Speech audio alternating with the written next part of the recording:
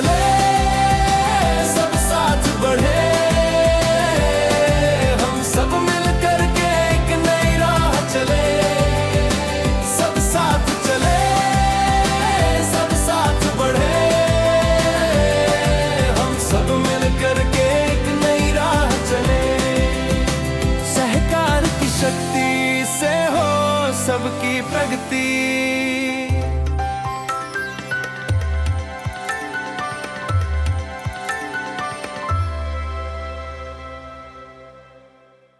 नफाक उन्नति सहकार संवाद में आपका स्वागत है। नफाक भारत की अग्रणी कोऑपरेटिव संस्था है जो कलाकारों की प्रतिभा को राष्ट्रीय मंच प्रदान करती है। साथ ही ट्रेनिंग, वर्कशॉप्स और कल्चरल इवेंट्स के माध्यम से युवाओं में क्रिएटिविटी और आत्मविश्वास का संचार करती है।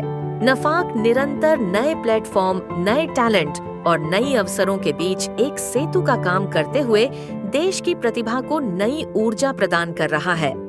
उन्नति कोऑपरेटिव ग्रामीण भारत की आत्मनिर्भरता की मिसाल है जो किसानों, महिलाओं और युवाओं को रोजगार और सशक्तिकरण से जोड़ रही है।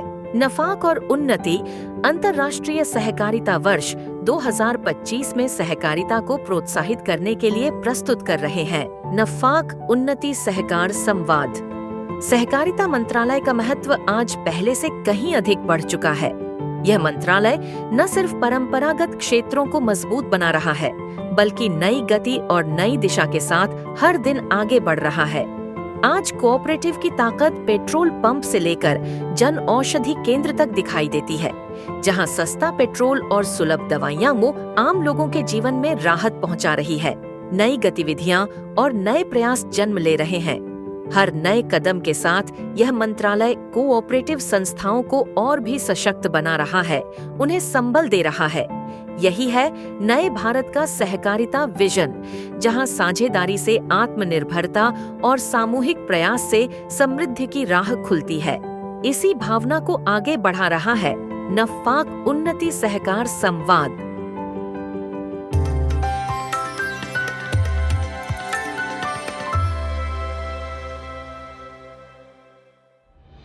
भारत में ड्रोन तकनीक गांव-गांव तक पहुंचकर कृषि, स्वास्थ्य और सर्वे में नई क्रांति ला रही है। कभी खेतों में मेहनत करने वाले हाथ अब आकाश में उड़ते ड्रोन को नियंत्रित कर रहे हैं। ड्रोन तकनीक जो कभी केवल फिल्मों और रक्षा क्षेत्र में देखी जाती थी, आज कृषि, सर्वे, स्वास्थ्य और आपदा प्रबंधन में क्रांति ला रही है।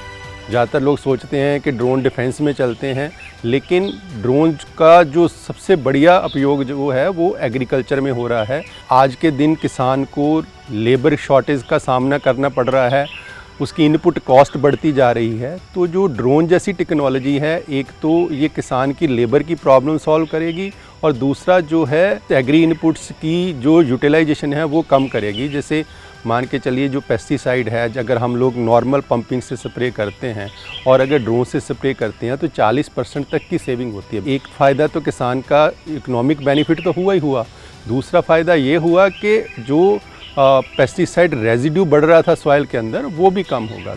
ड्रोन का इस्तेमाल अब सिर्फ बड़े शहरों तक सीमित नहीं, देश के गांव और कस्बों में भी यह तकनीक किसानों की मदद कर रही है। फसल का सर्वे, कीटनाशक का छिड़काव, बुआई और सिंचाई की निगरानी, सब कुछ तेज, सटीक और किफायती तरीके से। इस तकनीक का फायदा आम लोगों तक पहुंचाने के लिए पंजाब की एक प्रतिष्ठित कोऑपरेटिव सोसाइटी उन्नति कोऑपरेटिव ने एक मिशन बनाया और शुरू की ड्रोन पायलट ट्रेनिंग प्रोग्राम की एक अनोखी पहल।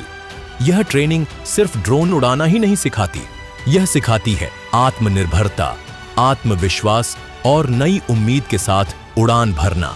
इसके लिए उन्नति कोऑपरेटिव के प्रोफेशनल टीचर्स थ्योरी और प्रैक्टिकल ट्रेनिंग के साथ ही ड्रोन मेंटेनेंस भी सिखाते हैं। एग्रीकल्चर में स्प्रे का भी कॉन्सेप्ट है साथ में, अब ये बहुत तेज़ी से पकड़ रहा है। हमारे इस एरिया में कम है बिकॉज आरपीटीओ नहीं था, लोग कहाँ पे जाके ड्रोन के पायलट्स बन गए, कहाँ से ट्रेनिंग लेंगे। तो लोगों को पता नहीं था। अभी हमने पीछे ड्रोन यात्रा निकाली, किसानों को बताया, तो वो भी हैरान हो गए यार कि ये तो बहुत अच्छा चीज़ है, जो काम घंटों में होता था वो कुछ मिनट्स में हो जाता है साथ में। और उसके अलावा बहुत सारी कॉस्ट की सेविंग भी है, टाइम की सेविंग भी है।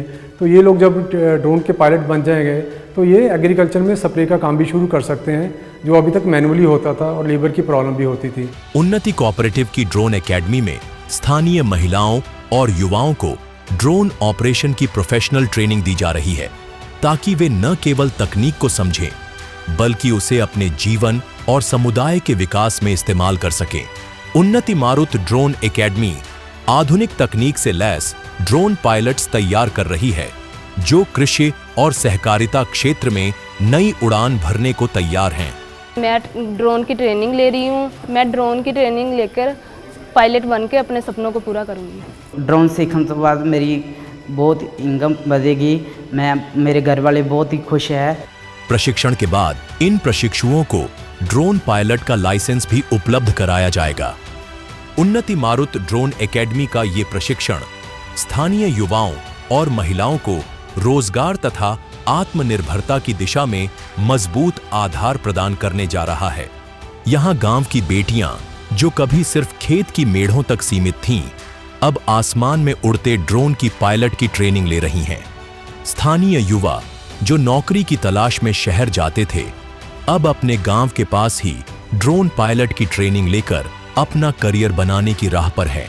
आज जब भारत आत्मनिर्भर बनने की दिशा में बढ़ रहा है, उन्नति कोऑपरेटिव यह साबित कर रही है कि अगर अवसर मिले तो गांव की प्रतिभा आसमान छू सकती है। उन्नति ड्रोन ट्रेनिंग एकेडमी से मिल रही है सपनों की उड़ान, जो स्थानीय महिलाओं और युवाओं के जीवन को नए पंख दे रही है।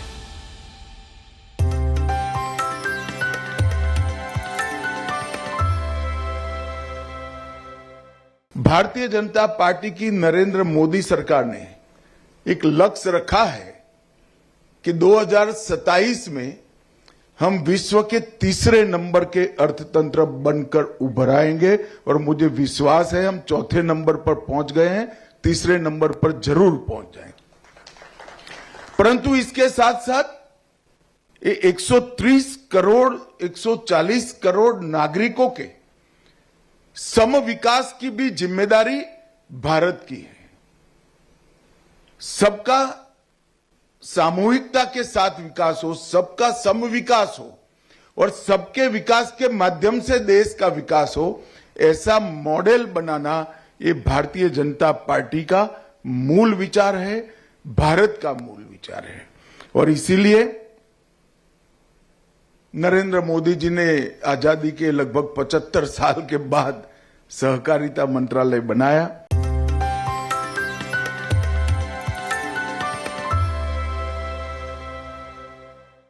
भारत सरकार ने प्रधानमंत्री श्री नरेंद्र मोदी के सहकार से समृद्धि के विजन को साकार करने की दिशा में लॉन्च की राष्ट्रीय सहकारिता नीति। इसके तहत प्रत्येक तहसील में 5 आदर्श सहकारी गांवों का विकास राष्ट्रीय सहकारिता नीति के प्रमुख उद्देश्यों में से एक है। सहकारिता नीति के मूल में गांव, कृषि, ग्रामीण महिलाएं, दलित और आदिवासी हैं। राष्ट्रीय सहकारिता नीति के माध्यम से पर्यटन, टैक्सी सेवा, बीमा और हरित ऊर्जा जैसे क्षेत्रों में भी सहकारी समितियां स्थापित की जाएंगी। वर्ष 2034 तक राष्ट्रीय सहकारिता नीति का लक्ष्य सकल घरेलू उत्पाद में सहकारी क्षेत्र के योगदान को 3 गुना करना, 50 करोड़ सक्रिय सदस्यों को इसके दायरे में लाना और युवाओं को रोजगार के अवसरों से जोड़ना है।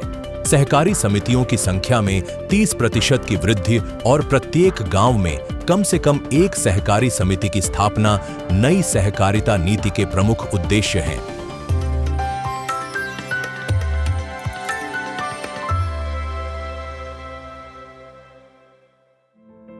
सहकार विचार में आज हमारे मेहमान हैं श्री दिलीप संघानी जी, जिन्होंने सहकारिता को एक सशक्त पहचान दी है।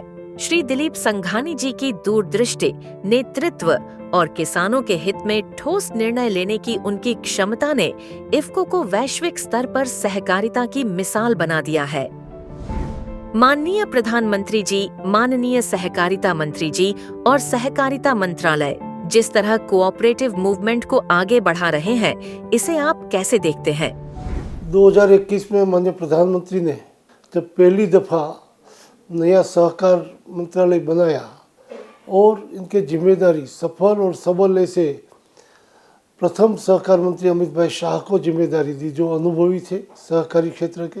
गुजरात में प्राइमरी सोसाइटी के लेके एपेक्स बैंक तक उन्होंने काम किया है और आज जिस तरह से अमित भाई शाह कोऑपरेटिव को मजबूत करने के लिए पूरे देश में घूम रहा है और पेक्स को मजबूत करने के लिए उनके बायलॉज जो सुचारू ढंग से पूरे देश के राज्य ने स्वीकार किया है, वो बनाने में उन्होंने जो मेहनत की है और उनकी सफलता आज हम देख रहे हैं कि अगले दिनों में पेक्स के माध्यम से किसानों को, मजदूरों को और गांव के लोगों को आर्थिक सलामती, समृद्धि तो मिलेगी, लेकिन पेक्स मजबूत होगी तो तहसील की संस्था, डिस्ट्रिक्ट की संस्था और स्टेट की संस्था मजबूत होने में उनका योगदान रहेगा।